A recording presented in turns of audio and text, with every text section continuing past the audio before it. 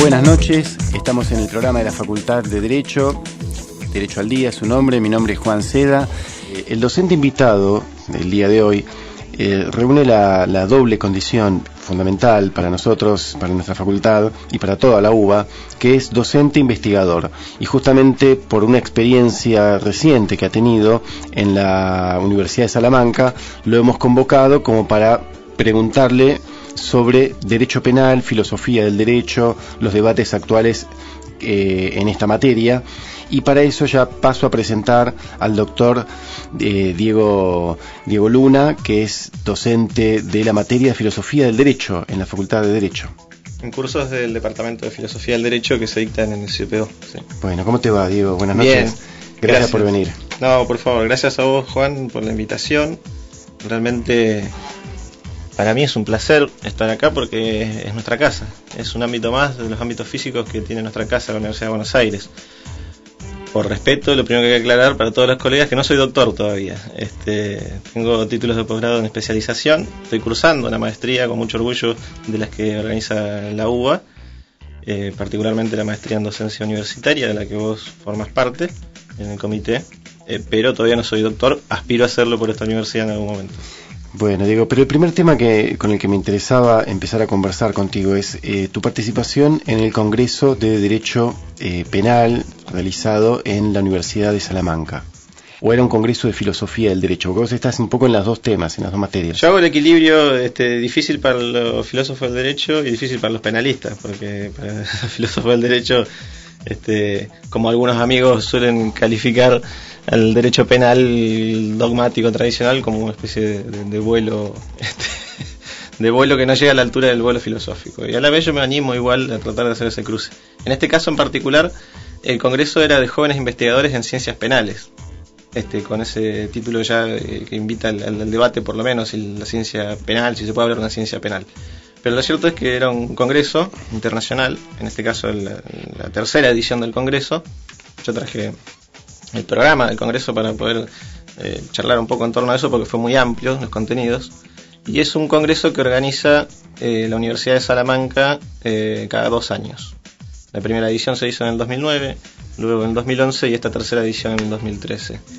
La idea del congreso es que participen justamente los jóvenes investigadores que están en sus procesos de investigación, en maestrías y en doctorados en las universidades de habla hispana, en principio, que es el ámbito que abarca la universidad. Y para no leer todo el programa y que también contar con tu testimonio como integrante, como participante directo ya también en la organización, porque estuviste difundiendo esta actividad.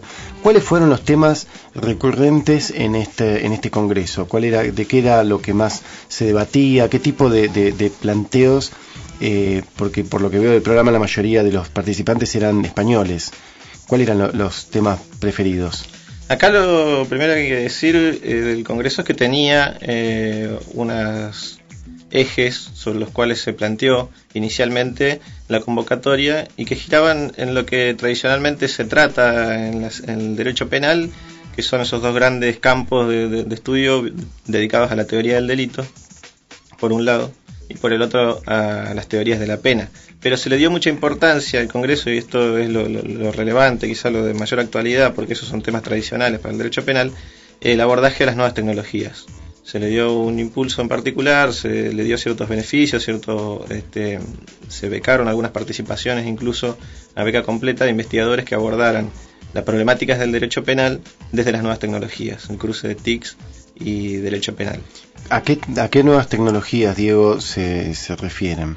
Cuando nuevas tecnologías, en realidad, hace poco justamente escuchaba a un profesor, yo ahora no me acuerdo el nombre, porque si lo digo quizá me equivoque, pero era uno de los docentes de la maestría en docencia, en la que él contaba una entrevista que le había hecho un chico en estos tiempos, un adolescente de unos 17, 18 años, y él hablaba de nuevas tecnologías y el entrevistado le contestó con una pregunta: ¿y cuáles eran las nuevas tecnologías a las que se refería él? Nuevas son viejas ya algunas, le llamamos nuevas a cuestiones tecnológicas con las que convivimos ya hace más de 2 o 3 décadas incluso.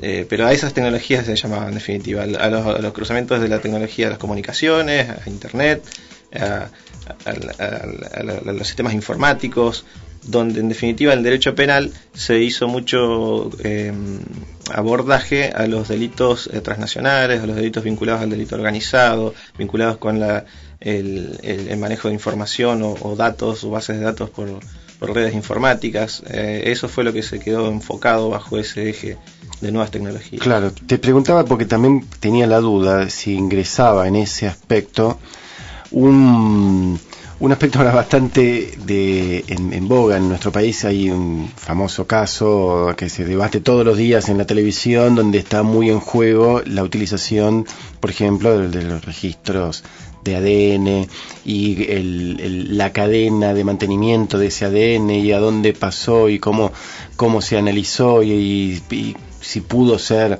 introducido ilícitamente, y el abogado defensor, uno de los abogados defensores del principal imputado en esta causa, planteaba que había ido a Estados Unidos a un congreso patrocinado por una asociación internacional de abogados, donde este tema se estaba discutiendo, incluso no sé si no utilizó también la palabra de nuevas tecnologías, pero aplicado a la prueba, y en este caso la prueba biológica.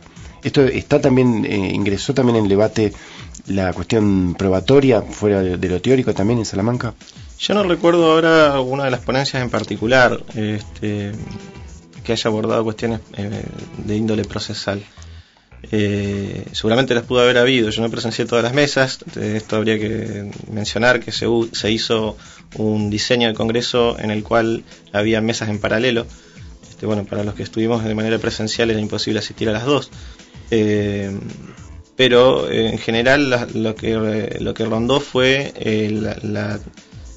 la teoría del delito, la dogmática penal en sentido estricto vinculada a los delitos económicos, y en ese espectro la problemática de nuevas tecnologías. Claro. Digo, ¿y cómo incorporás la perspectiva de la filosofía del derecho, que también es tu área en este momento de actuación académica? ¿Cómo la incorporás en relación al derecho penal? A ver, yo acá necesito hacer una mención por reconocimiento, que es Ana Messuti. Ana Messuti es una profesora, investigadora, doctora actualmente por la Universidad de Salamanca, que lo fue también profesora de la Universidad de Buenos Aires entre los años 74 y 75. Por motivos de la historia política argentina nuestra que todos conocemos, debió irse después de esa época a radicarse en Europa y allí se quedó.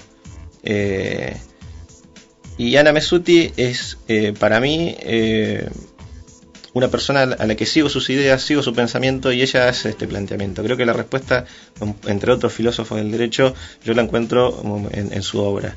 Y ella habla de la filosofía penal. ¿Y qué sería la filosofía penal? La reflexión filosófica y filosófica al servicio de los problemas de la dogmática penal, de la ciencia penal, si se puede hablar de una ciencia tal, o por lo menos del aspecto del derecho penal en la ciencia del derecho.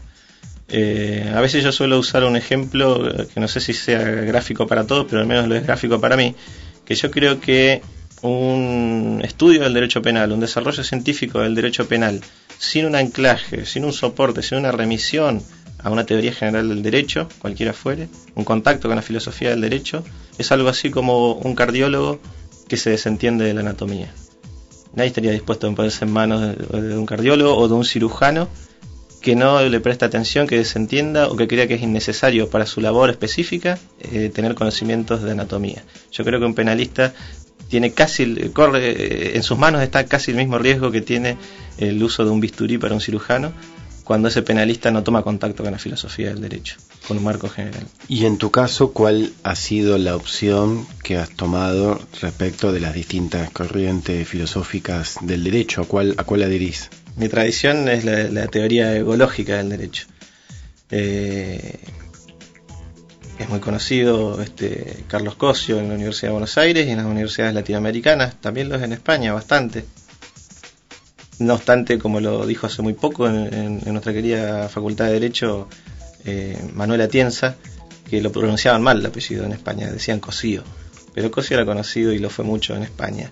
Y esa es mi tradición del pensamiento. Como dice algún amigo mío, colega docente, que soy una especie de fósil porque sostengo una teoría casi perimida, lo que es un dato de la realidad. No estoy enrolado en las teorías mayoritarias, en las teorías analíticas, por ejemplo, en ninguna corriente ius naturalista, sino en esta producción autóctona latinoamericana argentina de esa especie de realismo jurídico que es la teoría ecológica. Claro, pero eso justamente, para los que no conocen, Carlos Cossio fue un profesor argentino bastante innovador en cuanto a su pensamiento, pero en realidad también muchos de los planteos que él hacía desde la doctrina, con la incorporación de la variante, podríamos decir quizás social, o la variante de la realidad, ingresando al debate teórico jurídico, hoy en día creo que son aceptados por muchas otras corrientes, como que ha triunfado independientemente de que mucha gente no se asuma quizá con, tal cual, Juan, con esta perspectiva. Sí, yo considero lo mismo, Juan, porque que corrientes de pensamiento actuales vayan a coincidir o en definitiva a confluir con las conclusiones o los desarrollos que hizo la teoría ecológica, sin adherir a la teoría ecológica, ignorándolo a Cossio o incluso criticando sus posturas, lo que viene a mostrarnos es justamente esto, el acierto que tenían esas posturas con su herramental teórico, en su ortodoxia existencialista, con el herramental que tuvieron y del que se hizo Cossio allá en la década del 40. Pero lo cierto es que vienen a confluir. Esto lo reconocen muchos de nuestros profesores hoy en la Facultad de Derecho. En el ámbito de Derecho Penal, Zaffaroni, quien tira por la borda la crítica nefasta que le pusieron como mote los penalistas causalistas, Soler, Núñez, y lo derriba con argumentos sólidos en su tratado, diciendo que en definitiva la razón la tenían los ególogos. Carlos Cárcova, en el ámbito de la filosofía del derecho, él como un crítico en las corrientes que vinculan el pensamiento marxista con el derecho, reconoce cuánto de anticipo había en la teoría ecológica en la década del 40 de lo que vienen después a descubrir en la década del 60 en las corrientes críticas. Así que hay fundamentos sobrados para decir que esto que sostenés vos es cierto. Efectivamente anticipó muchas cosas que después el desarrollo de las ciencias sociales de fines del siglo XX, principios del siglo XXI vienen a corroborar con otro herramental teórico, por supuesto, propio de estos tiempos, que no estaba tan desacertado el amigo Cossio. No, pero aparte estás nombrando distintos teóricos. Para los que hemos tenido la oportunidad de ir a otras universidades en el país o fuera del país, nuestra facultad es muy reconocida en cuanto a la producción de teóricos que han innovado o que han profundizado teóricamente en muchos aspectos. Esto también apareció, hay un reconocimiento en estos congresos internacionales a la producción de docentes y de investigadores de nuestra universidad. Sí, totalmente. Acá esto hay que mencionarlo, por supuesto, a nuestra decana, que posibilitó y brindó su apoyo desde un primer momento al Congreso cuando fuimos a ofrecerle la colaboración de nuestra facultad y mostrarle cuál era la propuesta del Congreso. Y era algo que la Universidad de Salamanca, a través de sus organizadores, que en algún momento vamos a mencionarlos a todos porque quisiera darle su reconocimiento, los organizadores del Congreso sabían que era un apoyo muy fuerte contar con la Universidad de Buenos Aires. Ellos estaban muy contentos porque el reconocimiento que la Universidad de Buenos Aires tiene en el mundo por su historia bien ganada sigue siendo todavía un dato de actualidad. Eso y aparte porque veo que había varios, entre otros, en la segunda parte del programa te voy a preguntar específicamente por tu ponencia, porque aquí estoy viendo el título y me parece bien interesante. Hago el anticipo, es El cómputo de la prisión padecida durante la última dictadura militar argentina, 1976-1983, ensayo sobre sus fundamentos y vigencia actual. Así que ahora estamos llegando a la finalización de la primera mitad, pero en la segunda parte quisiera que nos cuentes un poco de qué se trata y también vamos a avanzar sobre aspectos de investigación central en este momento en el derecho penal. Yo no me animo tanto a hablar de la ciencia penal, pero bueno, eso me vas a tener que decir también por qué no hablas por qué te corregís cada vez que decís la ciencia penal. Me resisto yo también, dale, acepto la invitación. Bueno, pues si les parece entonces vamos a hacer un tema, después hacemos el corte y seguimos con Derecho al Día, el programa de la Facultad de Derecho.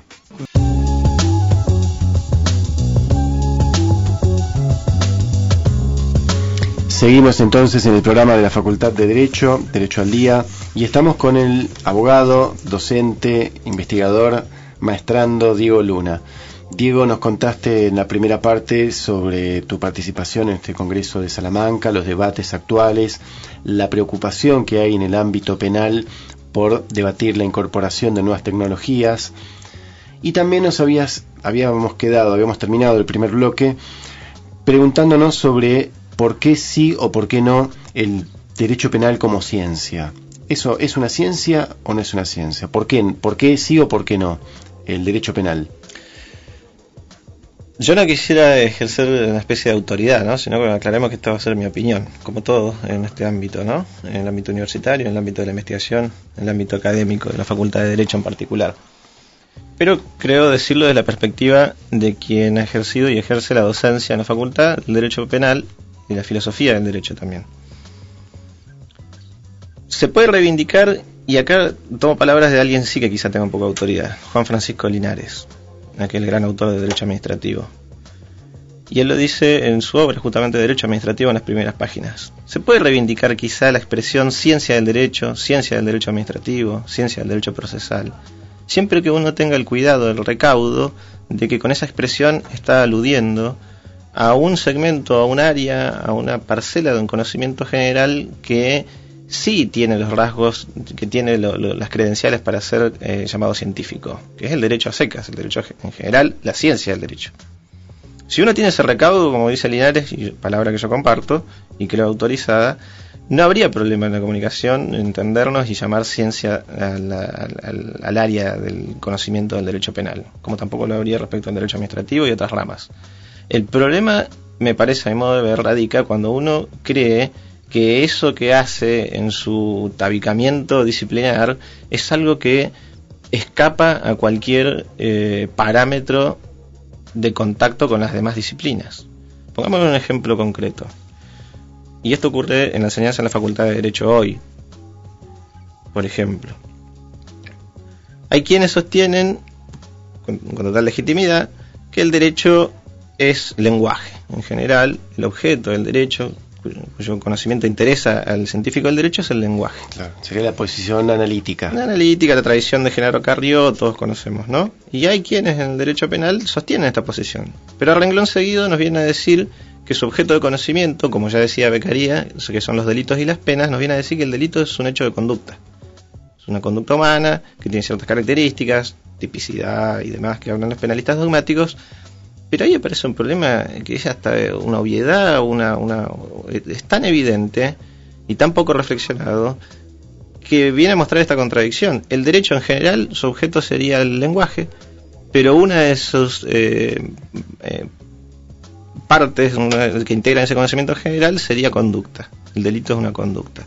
¿Cómo es esto? Para mantener cierta coherencia sistemática, si se quisiera sostenerla, habría que decir que el derecho en general es lenguaje y que el derecho penal estudia una parte del lenguaje y el delito sería una construcción lingüística que tal o cual características deberían estar reunidas allí, para mantener cierta coherencia. Porque si no, no se entiende. Es como el astrónomo que dijera que su objeto de conocimiento son los astros, pero resulta que esos cuerpos celestes que son los astros, el planeta Tierra no lo es. Y aparte porque cuando incorporás esa variable del estudio de las conductas, en realidad ya estás metiéndote en otras disciplinas como la sociología, la antropología, la psicología, que estudian conductas humanas. Exactamente. Yo me juego obviamente por quienes sostenemos que el objeto de conocimiento del derecho es la conducta. Entonces vamos a decir que el derecho en general es la conducta humana y que el delito es una conducta humana justamente que tiene algunas particularidades. Pero también vamos a decir que el contrato de locación es el acuerdo entre dos personas y su conducta en llegar a un entendimiento. Y mantenemos la coherencia interna del sistema y ahí creo que está la cientificidad del derecho. Pero me resisto a estos posicionamientos que creen que el derecho penal se puede extrañar del conocimiento del derecho en general y constituir algo que ellos llaman ciencia. Pero lo problemático de esto es que es ciencia para alguien que en la puerta de al lado hace otra ciencia, pero creen que hablan de lo mismo. Llevándote un poco, digo, al debate actual sobre el derecho penal, ¿por qué sucede que hay tantos abogados que aparecen en la televisión hablando de casos fulgurantes y siempre el tema de conversación, yo no sé si porque es la preferencia de los entrevistados o porque las entrevistas los llevan a esto, siempre terminan hablando del proceso? ¿Por qué es como tan estelar la presencia del proceso penal en esta clase de comunicación al público masivo? A ver, igual no sé si capto toda tu pregunta, pero lo primero que me sugiere es que los argentinos nos creemos en licencia siempre de hablar de fútbol. Todos somos directores técnicos, todos somos capitán de la selección argentina, y a la vez los argentinos todos somos penalistas. En cualquier lugar se discute de derecho penal o de fútbol con la misma autoridad. Esto quizás explicaría, creo yo, o por lo menos daría un punto de vista para poder analizar, que creo que merece su reflexión, del por qué la preocupación del periodismo en los aspectos penales. Porque yo no los veo con dedicarle la misma cantidad de minutos a un aspecto del derecho administrativo. Sí, a un caso resonante de derecho penal. Y si es homicidio, más todavía. Lo del proceso me parece una cuestión de que es obvio. El derecho penal, lo que los penalistas dogmáticos, esto de los que hablábamos hace un rato, creen que es su objeto de la ciencia, no le interesa porque no le preocupa a nadie, no afecta a nadie la problemática acerca de la teoría restringida de la culpabilidad. Lo que afecta a las personas son los procesos, lo que pasa en los tribunales, lo que hacen los jueces en las causas, la situación en las cárceles, y esos son aspectos procesales que no tienen nada que ver con la teoría del delito, que es esa tabicamiento del cual algunos suelen llamar ciencia penal. Creo que una posible respuesta a tu pregunta sería esa. Y cuando hablábamos de las jornadas de Salamanca, ¿cómo se incorporaba esta tendencia? Porque quizá vos hablas de los argentinos, que somos todos penalistas. Calculo que debe ser un fenómeno mundial. O sea, ya en la década del 40, del 30, Gramsci hablaba de el derecho de los crímenes, de la prensa amarilla y del relato de los crímenes como un relato que sacude, que es como una especie de novelamiento de novelas de los sectores populares, como que la prensa amarilla y el gusto por el seguimiento de casos policiales no es estrictamente argentino. ¿Cómo se planteaba esto respecto de las nuevas tecnologías, la incorporación de nuevas tecnologías? En las jornadas hubo mucho de esa hipertrofía de abordaje restringido a la teoría del delito. Eso sí, es algo que yo noté, es algo que hizo notar también y subrayó en la conferencia de cierre Ana Messuti, a quien mencionaba en el bloque anterior, y ahí sí coincido con vos, por supuesto, que es un fenómeno que no es propio de los argentinos, desde luego, como tampoco es propio de los argentinos hipertrofía de la reflexión respecto de la teoría del delito y no de las problemáticas reales que tocan a las personas, a los conflictos que terminan dirimiéndose en los tribunales de jurisdicción penal. Con lo cual este abordaje yo no lo vi tan presente, esto que vos decís, no parecía. La reflexión académica respecto de los delitos vinculados a las nuevas tecnologías se restringía en su mayoría al análisis de los tipos penales en la legislación española y no tanto a la problemática real. Claro, también el tema que vos estabas planteando de los delitos de cuello blanco, no nos olvidemos que España está viviendo un proceso. No, eso era desde luego recurrente. La problemática de España giraba en torno de eso y se nota también cómo esa crisis impacta en todos los ámbitos y del cual no es ajeno el ámbito académico. La preocupación de los penalistas, más allá de la óptica de su abordaje, sí efectivamente estaba influenciado por la crisis, evidentemente. Bueno, vamos a hacer una breve pausa. Estamos con el doctor, el abogado Diego Luna. Vamos a hacer una breve pausa y continuamos con Derecho al Día. Ingresamos al último bloque del programa de hoy, siempre con nuestro amigo y colega, el doctor Diego Luna, que nos comentabas, Diego, que venías de este Congreso de Derecho Penal en Salamanca, pero también entiendo que te vas nuevamente, ahora otro. Sí, gratamente voy a pisar tierras vecinas, a Brasil. Se organiza la nueva edición del Congreso Mundial de Filosofía del Derecho y Filosofía Social, que organiza la IBR, que es una organización internacional de mucha tradición, fundada en 1906, de Filosofía del Derecho, que hace sus congresos bienales y esta vez toca en la región latinoamericana. Así que me invitaron a participar coordinando el grupo de trabajo dedicado a Derecho y Educación, así que la verdad que es para mí un honor poder formar parte del Congreso ya, y coordinar la mesa dedicada al derecho a la educación es ya una doble gratificación. Muy bueno, Diego, y esas mesas, ese tipo de planteos, ¿estudian la formación, la educación de los abogados o el derecho a la educación? Hay distintos tratamientos, bajo ese parámetro tan amplio entran muchos. Yo lo que estuve viendo en las 6 comunicaciones, 7 con la mía, que también presenté a la misma mesa, hay distintos abordajes desde la filosofía del derecho, tanto al derecho a la educación, como algunas ponencias tratan, por ejemplo, de los estudiantes africanos en Brasil, y también perspectivas más bien pedagógicas de cruzamientos entre filosofía y enseñanza del derecho. Así que creo que va a ser muy enriquecedor. Bueno, mira, te envidio por estar en ese debate, porque justamente el otro día me entrevisté con una estudiante de doctorado aquí que está estudiando, una brasileña que está estudiando en Buenos Aires el doctorado, y me contaba toda la polémica que hay alrededor de las vagas, como llaman ellos, las vacantes, porque el ingreso a las universidades en Brasil es mucho más restringido, pero hay vacantes como cupo a determinadas minorías, entre ellas las minorías de los afrodescendientes, las personas con discapacidad, y es bastante polémico esto porque las otras personas que hacen todo ese proceso de ingreso, el examen, lo que llaman el examen vestibular, se quejan de que pierden determinadas vacantes para estas minorías. Así que me parece súper interesante, y te vas también a un país en un contexto de conflicto social. Realmente, el contexto en el que se ir a visitar a Brasil ahora es un contexto para el análisis social, yo creo que inmejorable. Voy después, una semana después, esto es en Belo Horizonte, una semana después de que culmine el encuentro de juventud cristiana en Río de Janeiro, creo que es eso. Claro. Con lo cual sí, coinciden eventos sociales de mucho impacto en Brasil, en un contexto social que está bastante agitado y todos conocemos. Y todo lo que fueron las movilizaciones. Uh-huh. Diego, entonces te vas a Brasil a hablar y a debatir sobre filosofía del derecho, venís de España debatiendo la cuestión de derecho penal. La vida del académico tiene... para mucha gente dice, qué lindo, ustedes se la pasan viajando, vas a congresos, pero cada congreso es un trabajo previo, me imagino, de organización, de preparar una ponencia, si bien es algo que a uno le gusta, porque uno hace lo que le gusta, no es un trabajo arduo también. Sí, no hay nada más placentero obviamente que trabajar de lo que a uno le gusta, y este es el caso mío, y estoy agradecido. Soy un producto de la universidad pública, graduado de la Universidad de Buenos Aires, formado en la docencia en la Universidad de Buenos Aires y ejerciendo la docencia en esa universidad. Así que estoy agradecido, y uno no pide más retribución que esta, porque ya es una gratificación enorme. Desde luego que, como todo trabajo, el esfuerzo con la familia, el apoyo con los vínculos familiares, con los vínculos personales.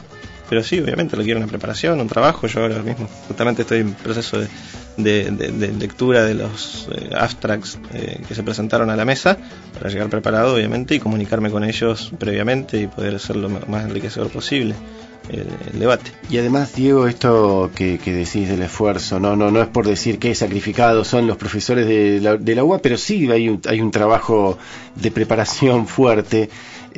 También estás cursando la maestría en docencia universitaria. Sí, la maestría en docencia universitaria, que este es el segundo año que estoy cursando, es algo que para mí me permite tomar contacto con docentes de las otras unidades académicas de esta confederación de facultades que es la Universidad de Buenos Aires, y eso ya es un plus de por sí. Pero es algo que la UBA, yo creo que debía hacerlo, y haberlo encarado hace pocos años va a dar muy buenos resultados, yo creo, a mediano plazo ya, para la docencia de la universidad. Es algo de lo que vos formás parte, entre otros grandes docentes y miembros de esta universidad, que creo que va a dar muy buenos frutos. Bueno, no queremos dejar de hacer un paréntesis antes de la finalización del programa para que envíes los saludos a estos profesores de Salamanca, que no sé si estarán escuchando ahora en vivo y en directo, pero sí seguro que lo van a poder escuchar a través de la página web de la Facultad de Derecho, que es www.derecho.uba.ar. Así que si querés saludarlos y nombrarlos desde aquí, con mucho gusto. Sí, por supuesto, son unos grandes amigos, quedó muy consolidada la relación con los queridos amigos salmantinos. El congreso fue un congreso con mucha repercusión. Mirá, para que tengamos una dimensión, fueron 66 los investigadores de 22 universidades españolas y 14 extranjeras. se representaron 12 países en esas investigaciones: Italia, Colombia, Argentina, México, Venezuela, Perú, Brasil, Portugal, Suecia, Francia, Venezuela y la propia España. Así que bueno, va mis saludos y mi agradecimiento y reconocimiento a quienes dirigieron y coordinaron académicamente el Congreso, al doctor Fernando Pérez Álvarez, un gran abrazo, a la querida amiga y los momentos que pasamos también disfrutando la ciudad de Salamanca con Lina Díaz Cortés, la profesora Cristina Méndez Rodríguez y Laura Zúñiga. Ellos estaban en la organización desde la universidad y hicieron que eso fuera posible, y les mando un agradecimiento y un saludo a todos los que estuvieron también ayudando en la realización del Congreso. Bueno, también sirve para eso el programa de la Facultad de Derecho, ya en los últimos minutos, pero también quería mencionar, porque parece que sos un súper docente que estás en todas, que también has dado clase muchos años en cárceles, has trabajado en el programa UB22 mucho tiempo. Trabajé en el programa UB22, no tanto como otros docentes que están desde que lo fundaron el programa, y acá hay que mencionar, por ejemplo, que están en realidad unos años después que arrancó el programa, pero no tanto como la querida Elcira Daroqui, pero bueno, están los otros también que están desde el comienzo, el colega Benito Narvaja, con el que compartíamos docencia en el CBC, y yo estuve unos 2 años o 3, hasta hace muy poco, ejerciendo la docencia en el ciclo básico común, en el área de Derecho, en la teoría general del Derecho, lo cual fue una experiencia muy enriquecedora, gratificante, de la cual me llevó mucho, en particular el cruzamiento entre el derecho penal en carne viva, que son los hombres encerrados en las cárceles, pues eso es el derecho penal, y la teoría general del derecho, que claro, es de lo que hablábamos al principio. Claro, yo también las veces que me ha tocado hablar con estudiantes de UB22 me llamaba la atención cómo muchos se consideraban abogados de la práctica e incluso se proponían y planeaban, después de graduados, dedicarse al derecho penal, por ser algo que ya conocían también. Es interesante, sí, esa motivación. Quizás ya no queda mucho tiempo, pero recuerdo ahora en un congreso en la Universidad de La Plata, justamente sobre educación en contextos de encierro, en la que vino una docente de México, y el planteamiento era justamente coincidente con el que yo llevaba ese mismo congreso: la ventaja cualitativa que tiene el estudiante en contexto de encierro para el estudio del derecho en particular, porque lo vive, lo conoce en su propia experiencia. Es un estudiante con cierta ventaja para el estudio del derecho. Claro, siempre que consideremos que el objeto de estudio de derecho sean las experiencias, o las experiencias formen parte del estudio del derecho. De cualquier manera, por lo tanto, entonces estaríamos frente a una perspectiva, una mirada del derecho más como experiencia y como oficio, como profesión de oficio, más que como ciencia, quizá. Que no tanto como normas. Volviendo al debate anterior, ¿no? Totalmente. Bueno, digo, realmente para mí es un honor, nos conocemos de la facultad, es un honor que hayas participado, porque este es el programa de la facultad que lo que intenta es mostrar experiencias y avances y opiniones de nuestros docentes, y en tu caso sos un docente e investigador, un joven docente e investigador, auxiliar docente, pero que ya realmente estás haciendo una experiencia académica muy importante. Muchas gracias, Juan. Para mí también realmente te agradezco mucho, porque somos amigos del ámbito académico y estrechamos lazos, así que para mí es un placer estar con vos acá charlando con un amigo frente a un micrófono, frente a una cámara, un poco más raro, no tan frecuente, pero un placer hablar con vos, por supuesto. Bueno, entonces con esta idea de seguir compartiendo con los oyentes, con nuestra audiencia, entrevistas con profesores e investigadores de la Facultad de Derecho sobre temas legales y temas de actualidad, vamos a dar por terminado entonces el programa del día de hoy, y seguramente estaremos encontrándonos la semana próxima en Derecho al Día.